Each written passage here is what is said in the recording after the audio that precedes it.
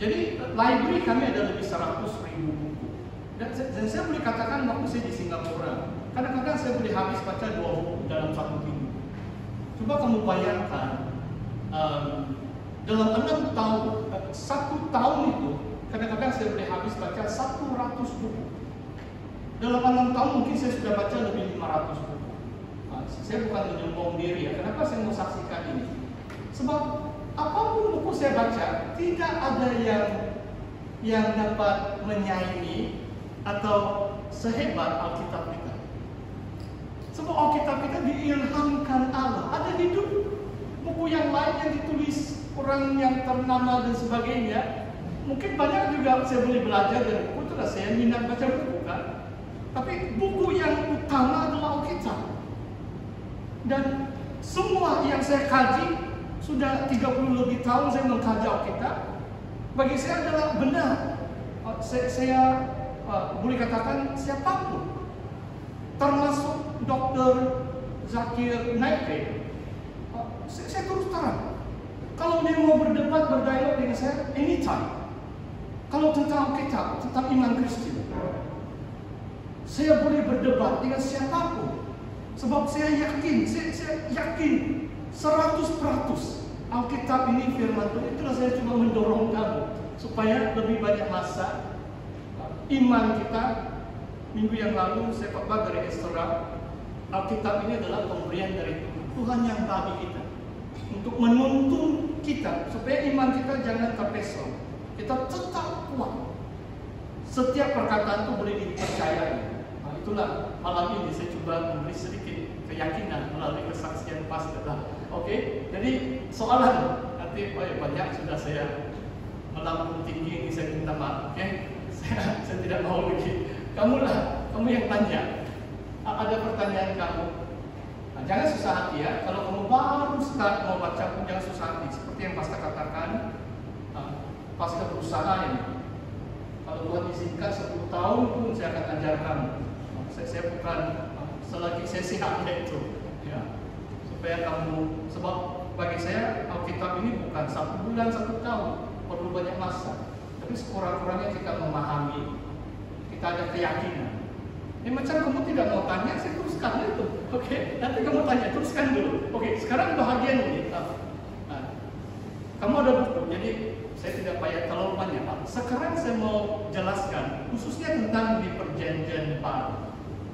Karena kadang yang ditanya, kenapa hanya 27 saja? Kenapa hanya 27 saja kitab yang dipilih sebagai Perjanjian Baru kita?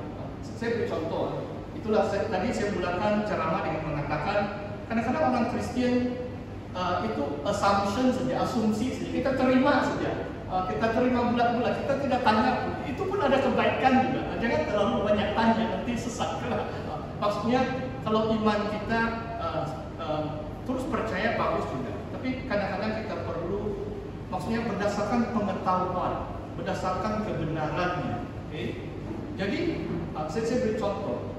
Kalau kita baca itu surat dalam Kolosi mungkin, Paulus pernah dikatakan macam Rasul Paulus, dia pernah menulis surat kepada Laodikia. Ini sebagai contoh lah. Tetapi suratan Paulus kepada Laodikia tidak ada dalam Alkitab kita. Kolosi ada kan? Jadi mungkin Paulus menulis lebih banyak daripada 13 suratan dalam Perjanjian Baru. Rasul Paulus menulis Roma kan, kamu boleh nanti kamu hitung 13 pucuk surat, 13 surat. Tapi waktu dia melayani mungkin banyak lagi dia tulis. Kenapa gereja waktu itu memilih hanya 13 saja? Jadi itulah saya mau tanya. Dan perkataan kalau secara akademik atau secara teologi adalah apakah proses kanonisasi, canonization of the Bible. Bagaimana gereja umum waktu itu mereka memilih apa yang mereka anggap diilhamkan, setara firman Tuhan yang setara dengan Perjanjian Lama. Kalau Perjanjian Lama tidak sudah ditanya, sebab Tuhan Yesus pun dia buka gulungan kitab Yesaya. Mereka percaya waktu itu. Mereka sudah percaya hampir keseluruhan Perjanjian Lama itu satu kitab waktu itu. Tetapi bagi umat Kristen, kita ada kitab-kitab Perjanjian Baru. Inilah dalam set bahagian ini saya mau terangkan ada satu proses yang disebut kanonisasi. Perkataan kanon itu dari bahasa Yunani, bagaimana tulisan itu diukur, ukuran dia. Kanon itu adalah ukuran bagaimana penilaian pemimpin gereja waktu itu, bagaimana mereka menilai. Waktu itu belum ada kitab-kitab, belum ada kanon Perjanjian Baru. Itu mengambil waktu yang lama, bahkan sampai abad yang keempat. Kalau saudara nanti kamu boleh baca buku ini. Saya terangkan dengan lebih lanjut supaya ceramah ini tidak terlalu panjang. Saya mau ada satu sesi soal jawab. Jam saya kecewa nanti kamu tidak ada soalan. Ya, mesti juga ada soalan ya pada penghujung lah kalau kamu tidak berani bertanya sekarang. Oke. Saya mau teruskan hanya satu slide saja. Pastor memang ringkaskan ini supaya kamu menangkap poin-poin utama. Oh ya, sebelum itu 3 ujian itu, coba kamu lihat ini peta Eropa. Dan kalau saudara mata kamu tajam bila saya lihat di dalam kitab Persimponia, dia bilang syukurlah saya ada kitab yang besar-besar dan tulisan untuk orang muda ini kamu boleh baca. Entah kamu masih tajam, kalau saya susah membaca. Oke, kalau mata kamu tajam, kamu lihat Konstantin. Maharaja Konstantin abad yang keempat, dia adalah maharaja Romawi. Waktu itu kerajaan besar waktu itu diperintah oleh Romawi, Rom, Italia, maharaja, kaisar. Waktu Yesus lahir, rasul-rasul 400 lebih tahun kerajaan Romawi yang memerintah. Jadi abad yang keempat, Raja Konstantin mendapat penglihatan waktu dia dalam satu peperangan. Bila dia diangkat menjadi maharaja, dia lihat salib. Jadi dia mengaku Yesus. Itu maharaja Romawi yang pertama jadi Kristen. Cuma yang pastor mau jelaskan di sini adalah, coba kamu lihat. Dalam beberapa ratus tahun, semua ini sampai England di utara Afrika, ini adalah kerajaan Romawi di bawah Konstantin.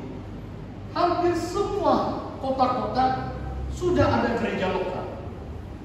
90 lebih peratus seluruh kerajaan Romawi di mana ada di bawah pemerintah kerajaan Romawi, maksudnya kekristenan sudah disebar luaskan dalam 200-300 tahun. Seluruh Afrika Utara sampai di utara England ada saja orang atau gereja-gereja yang mengaku Yesus sebagai Tuhan, sebagai Raja mereka. Kristen disebarluaskan. Oke. Sekarang kembali kepada proses kanonisasi ini. Bagaimana 27 perjanjian baru ini? 3 saja ujian. Jadi pada abad yang keempat, gereja perlu menentukan. Memang dalam 300 tahun kebanyakan kitab perjanjian baru sudah diterima, cuma belum ada saudara yang muktamad. Pastor yang cerita dia punya pengakhirannya. Yang muktamad abad yang keempat, gereja umum khususnya satu bishop nama dia bishop apa nama dia itu Athanasius dari Alexandria, Mesir Utara. Waktu itu kadang-kadang mungkin kamu dengar juga selalu orang bilang, kamu SIB ini bukan gereja asal adalah Roman Katolik. Itu pun minta maaf, bukan saya merendah-rendahkan nama gereja lain, tidak. Cuma supaya saudara paham, untuk 300 tahun pertama tidak ada satu kota atau gereja yang macam Pope, yang ketua, tiada. 300 tahun pertama kekristenan di kota-kota itu ada satu saja pastor disebut bishop. Jadi kalau mereka ada apa-apa perkumpulan, mereka berkumpul itu. Seluruh Eropa, mereka akan datang macam kita buat konferensi atau persidangan. Ya, tapi pastor-pastor yang di kota besar itu memang mereka lebih berpengaruh. Seperti di Alexandria, itu kota yang terkenal di Mesir waktu itu. Di Rom memang ada pastor di situ, tapi waktu itu dia buka bukan nomor satu. Kalau sekarang, kalau Roman Katolik, Pope itu nomor satu kan.